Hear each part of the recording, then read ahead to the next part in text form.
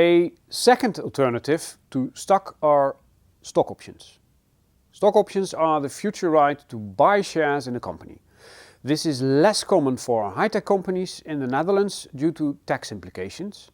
However, it is possible that the new tax law may make options more interesting again. Note that SAR and options look similar, but they're quite different. Where SARs provide the owner only an economic right in the future, options give the owner the option to buy shares and become an actual shareholder with all its benefits in the future. The right to exercise these options is usually within a time frame. For example, you may exercise the options after 2 years of employment, but that right expires after 10 years. The shares are bought at a fixed and usually lower price than the current share price. And this is similar to the hurdle rate with the SARs. The big difference, however, is that employees have to pay for the shares. Have a look at this slide. Like with SARs, we start at a value of 0. After your first investment, your share value is 20 euros. You then implement the employee stock option plan, where employees gain the right to buy shares at the last valuation, 20 euros. After a while, a new investment takes place and the value of your shares have increased to 30 euros.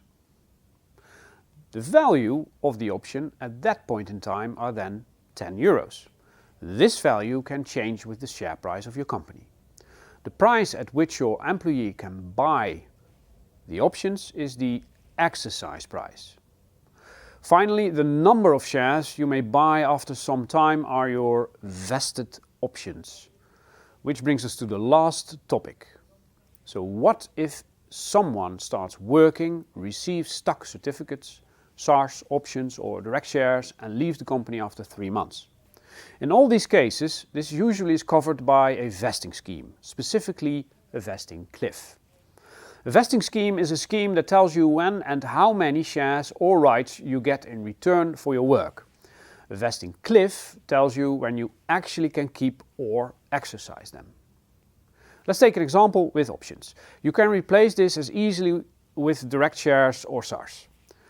Every new employee gets the option right to buy up to 960 shares over a period of 4 years with a vesting cliff of 1 year. This means 60 shares per quarter. Let's have a look at what this looks like. The employee starts with 0 options. After 3 months she has gained the right to buy 60 shares, 6 months later 120, etc. Should she, however, leave the company within 1 year, she must return those rights.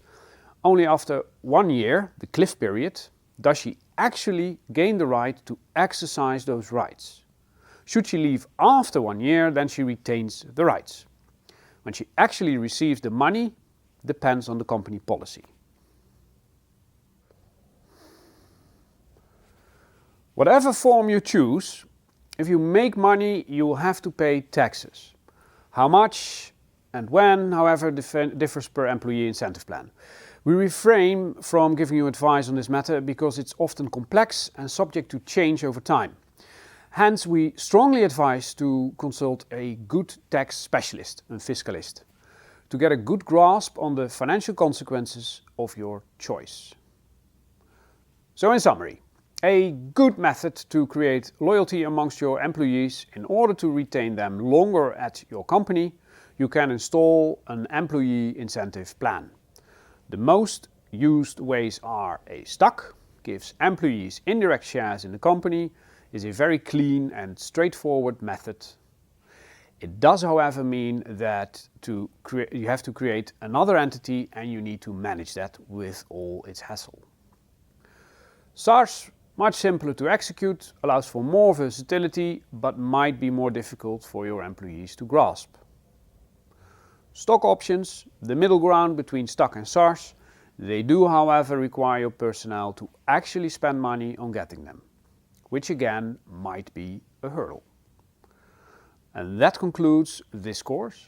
A final point I like to make here is that regardless of the construct you will be using, in my opinion, and with me many investors, an employee incentive plan is vital for a high-tech startup. You don't have to have everything in place from the start, but as soon as you start attracting employees, this becomes an essential part of your HR strategy.